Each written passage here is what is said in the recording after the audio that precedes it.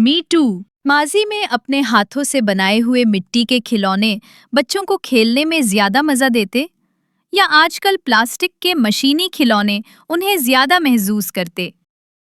मीठी। खिलौने चाहे मिट्टी के हों या दिलफरीब रंगों वाले प्लास्टिक के, दोनों ही खेल के दौरान बच्चों को खूब मजा देते। ताहम अपने हाथ से बनाए मिट्टी के खिलौनों में तख्लीकी खुशबू रची बसी होती, जो बच्चों को खेल के लुत्फ के साथ साथ जहनी आसूदगी भी मुहैया करती।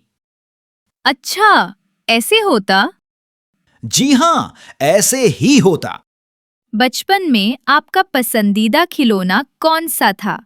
अपना पसंदीदा खिलौना हासिल करने के लिए आपको क्या-क्या जतन करने पड़ते थे?